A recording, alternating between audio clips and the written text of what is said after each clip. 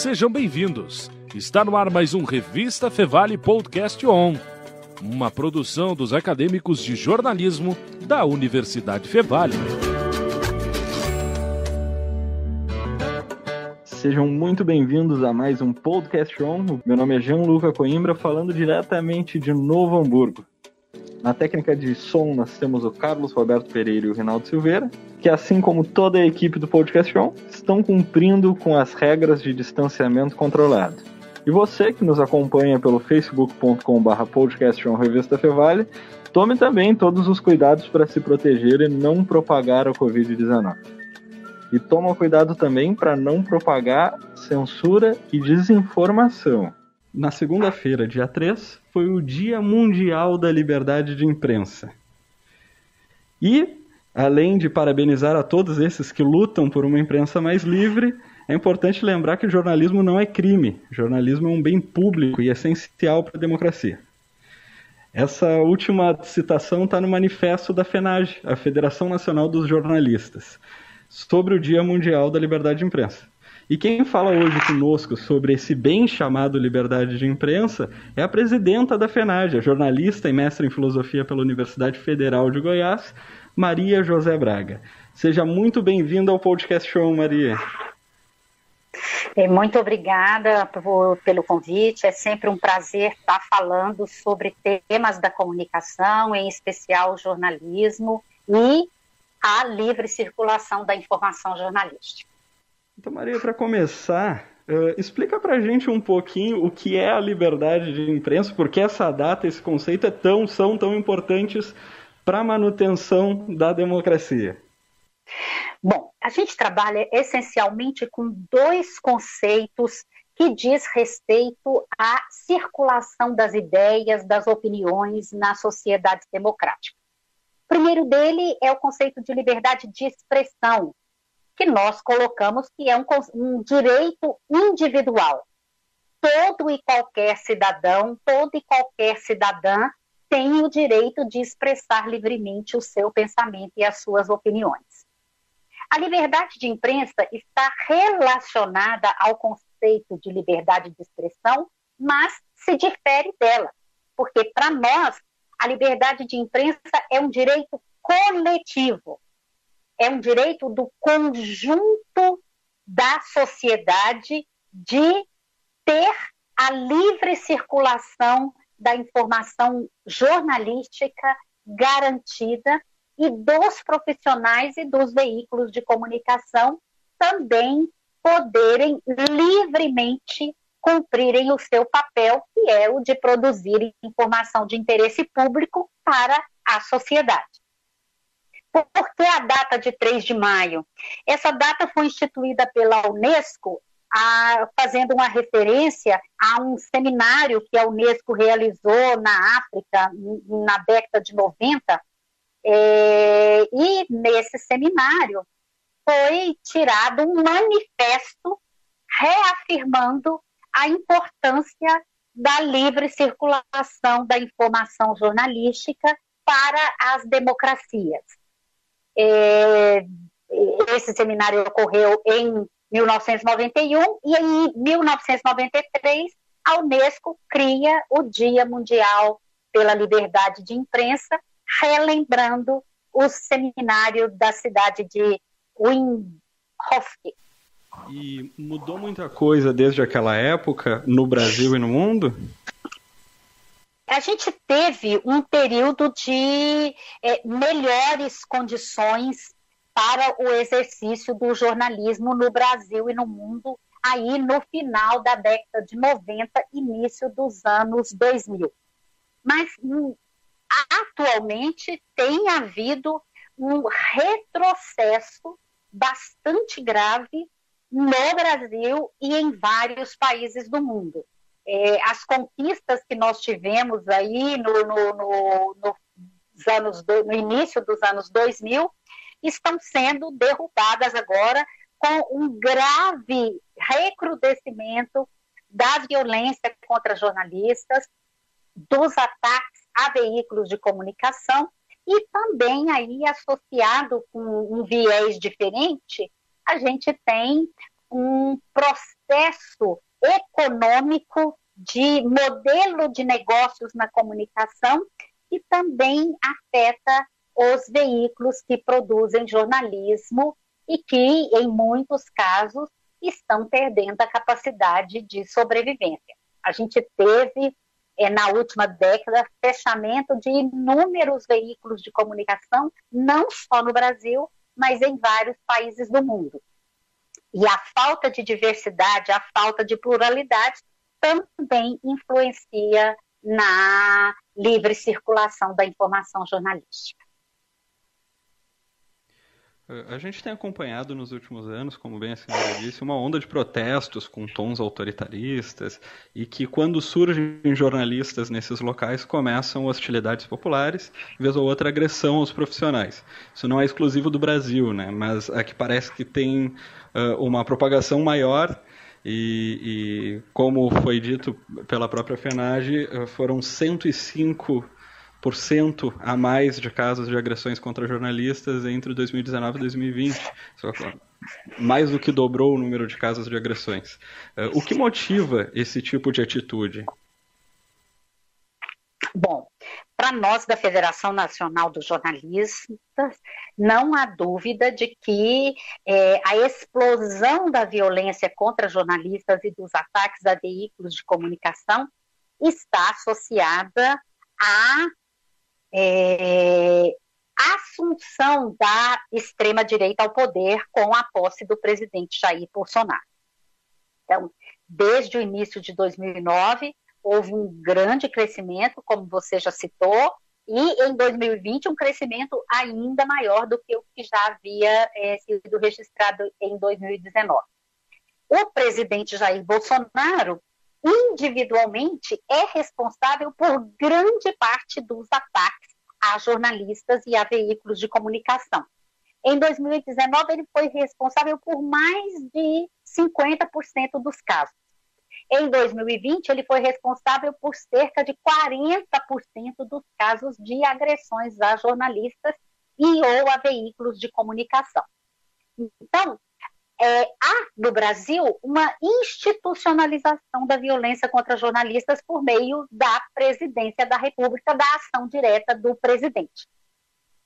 Ao agir pessoalmente com violência, o presidente também incentiva, meio que autoriza os membros do seu governo e os seus apoiadores a fazerem o mesmo. E isso, com certeza, foi o grande motivo de uma explosão da violência contra jornalistas em 2020. Até mesmo a cobertura jornalística sobre a pandemia, incentivado pelo presidente, seus apoiadores passaram a agredir profissionais nas ruas, nas redes, a criticar veículos de comunicação por estarem cumprindo o seu papel primordial de esclarecer a população sobre a crise sanitária que estamos enfrentando. E a pandemia, como crise sanitária, ela afetou de alguma forma o jornalismo, com a precarização do trabalho, talvez, também com as demandas, a exposição do jornalista ao risco, né, de pegar o coronavírus? Afetou de diversas formas. A primeira delas é exatamente o risco à saúde do profissional jornalista. Infelizmente, nós já tivemos no Brasil cerca de 200 profissionais jornalistas mortos em razão da Covid-19.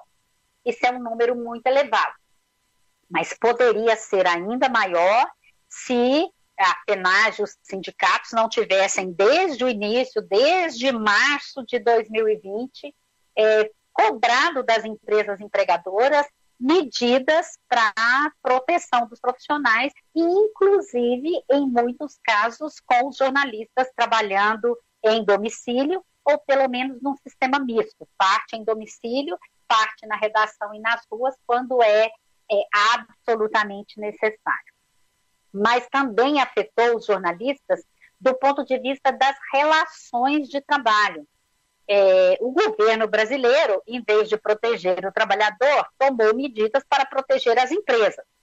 Então, autorizou as empresas a reduzir salários, reduzindo carga horária. No caso dos jornalistas, a gente teve muitos casos de redução de salários, mas sem a contrapartida da redução de carga horária, já que com a pandemia, os profissionais que estão na cobertura passaram a trabalhar ainda mais do que a jornada já extenuante que os jornalistas enfrentam no Brasil. E tudo isso fez com que há um aspecto bastante importante, que é a saúde mental do profissional jornalista e principalmente da jornalista.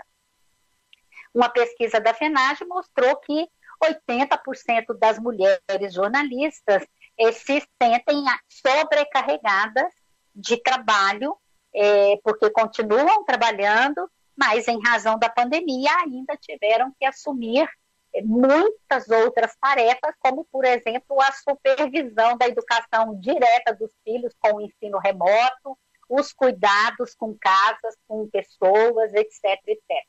Então, não somos só nós, mas a categoria dos jornalistas, sim, foi bastante afetada e está sendo afetada pela pandemia do coronavírus. Tem um projeto de lei protocolado federal pelo deputado Denis Bezerra, do PSDB do Ceará, que propõe algumas mudanças na relação entre notícias e as big techs, as grandes plataformas digitais, e adicionando ali alguns incisos ao Marco Civil da Internet. Esse é só um dos muitos projetos, né, que transitam por Brasília e que acabam acendendo discussões sobre benefícios ou malefícios de definir ou regular a mídia. E abrem questionamentos, né? Um desses questionamentos é: a mídia, a imprensa regulada ou regulamentada, é uma imprensa censurada? Absolutamente não. A regulação é uma forma inclusive, de democratização da mídia, porque significa que a mídia vai ter que cumprir determinados objetivos estabelecidos para atender à sociedade. Regulação é pactuação social, é pactuação de serviços, é pactuação de obrigações, direitos e deveres. Então, para nós da FENAGE, há um déficit regulatório no Brasil e que agora está muitíssimo evidente com a atuação das chamadas Big Techs, que estão aqui no Brasil e afetaram vários setores da economia, afetaram o setor de comunicação, que agem absolutamente sem nenhum parâmetro, praticamente não recolhem impostos e enviam todo o dinheiro que arrecadam para a matriz, a maioria delas nos Estados Unidos. Então, é preciso sim o debate e é preciso regulação. Alguns países, como Estados Unidos e França, têm órgãos, conselhos federais pela comunicação. No Brasil, houve tentativas de estabelecer o CFJ, o Conselho Federal dos Jornalistas, mas também com aquelas questões pontuais sobre estar ferindo, de alguma forma, a liberdade de imprensa. E aí muitos veículos e jornalistas se posicionaram contra o Conselho. Como se discute a regulação da imprensa aqui no Brasil? Na verdade, a Federação Nacional dos Jornalistas, repito, defende a regulação dos meios de comunicação e nós propomos 2 conselhos diferentes. Um conselho, o Conselho Nacional de Comunicação, semelhante aos órgãos reguladores que existem nos países que você citou e que tem poder efetivo de determinar a execução da prestação de serviço para todos os veículos de comunicação e tem, inclusive, poder de punir esses veículos de comunicação em caso de descumprimento. Então, somos favoráveis. Temos para o Brasil a criação do Conselho Federal de Jornalistas, um conselho profissional para autorregular e fiscalizar o exercício da profissão de jornalista, inclusive do ponto de vista ético. Várias profissões regulamentadas têm seus conselhos profissionais. Esse é o modelo adotado no Brasil, e a gente pode citar os médicos, enfermeiros, engenheiros, arquitetos, corretores de imóveis. São várias profissões que têm seus conselhos, e nós entendemos que seria um grande avanço para o jornalismo brasileiro e principalmente para a relação dos jornalistas com a sociedade, se nós também tivéssemos nosso conselho profissional. Para encerrar, Maria José, eu deixo para ti a palavra final, o convite aos nossos ouvintes para conhecerem a FENAGE. Bom, eu queria dizer que a FENAGE é uma federação sindical que reúne os sindicatos de jornalistas do Brasil. A gente tem nosso site, temos as mídias sociais, estamos na medida do possível informando para a categoria e para a sociedade as nossas posições e as nossas ações. E é importante, principalmente, que o jornalista acompanhe o trabalho da FENAGE e do seu sindicato. É importante que o jornalista apoie o seu sindicato e assim vai estar apoiando a Federação Nacional dos Jornalistas nas suas lutas cotidianas e nas lutas mais institucionais, como é a luta pela liberdade de imprensa como bem coletivo da sociedade brasileira. Todas as liberdades individuais e coletivas podem ser atacadas, podem ser ameaçadas. E a gente tem que estar o tempo todo dispostos a resistir e dispostos a lutar por esse bem coletivo. Essa foi a presidenta da FENAGE, a Federação Nacional dos Jornalistas, Maria José Braga. Agradecemos a sua participação, Maria, e esperamos te ouvir aqui mais vezes. Eu estou à disposição, já. Agora vamos para Ivoti, de onde fala a Morgana Schneck, com informações da Covid-19. Olá, Morgana. Drop Saúde com Morgana Schneck.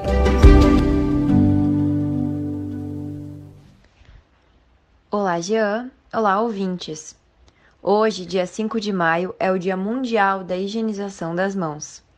A data foi instituída pela Organização Mundial da Saúde muito antes do início da pandemia de Covid-19.